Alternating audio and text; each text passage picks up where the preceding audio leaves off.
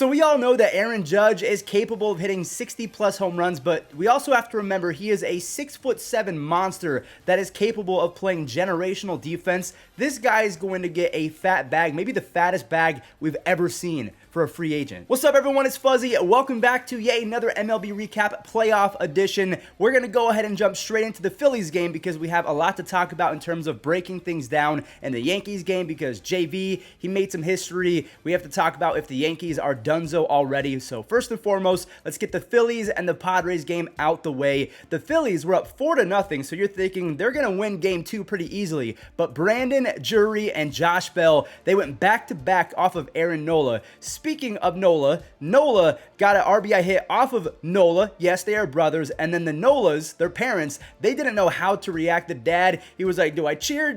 Am I in absolute turmoil right now? What am I supposed to do? Either way, Juan Soto, he tied it up on a double down the right field line, and then Drury and Josh Bell, they teamed up yet again, putting up 3 more runs to make it 7-4. Manny Machado, he had an absolute no-doubter. They make it a 4-run lead as Josh Hader annihilated, and I mean that, annihilated the Phillies. He struck out the side. He was touching 100 to 101 multiple times. He is back to being a human cheat code from the left side. So this series is now up for grabs. Let me know. The Phillies have won a game. The Padres have won a game. Do you think that was a W for the Phillies because they just split the series on the road? Or do you think that the Padres now have the advantage? I'm curious what you guys think. And just in case you guys did not know, let me bring you up to speed. In game number 3, we're going to have lefty Ranger Suarez going for the Phillies and Joe Musgrove, the big dog, going for the Padres. Let's see how many times he touches his ears because, yeah, Mets fans are still upset about that. All right, let's talk about the second and final game from yesterday. Yankees fans came into this one with kind of a mixed bag of emotions because some of them are saying, we want Houston, while the other half is basically saying, hey, we're playing game 1 with house money.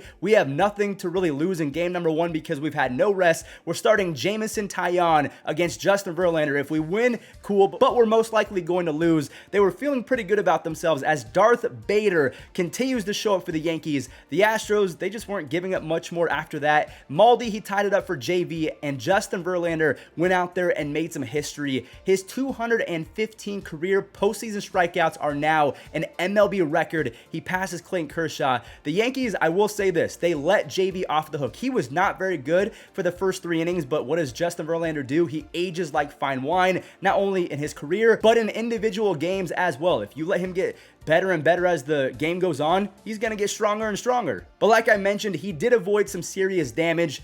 Speaking of damage, Yuli Gurriel and Chas McCormick, they both went yard, and so did the rookie, Jeremy Pena. This kid, he just turned 25 years old. He had 3 extra base hits. He had 2 doubles and that home run. He is looking like a legit superstar in the making. He is not afraid of the moment. Ryan Presley, he struck out 3 over an inning and a third. I just don't know how you're going to beat this Astros team over 7 games, especially with how the Yankees are constructed right now because of the 5-game series against the Guardians. Like, the Guardians really messed up everything for the Yankees, and I'll think even the fans will admit that. There's just so many ways that the Astros can beat you. Jose Altuve and Bregman, they're not even really heated up yet. Like, they don't really look like the Astros right now, and they're still dominating. That is going to do it for today's recap. I know that these videos are not going to be 10, 12 minutes long like they are in the regular season. That's because I don't have that many games to talk about. But coming out later, I'll be talking about the automated strike zone. We saw it live with Jason Dominguez, one of the super prospects in baseball, and it actually looks pretty promising. So I'll catch you guys in the second upload. And to end today's recap, 18 years ago today, the Boston Red Sox overcame a 0-3 series deficit against the Yankees. So they are one of 3 professional sports teams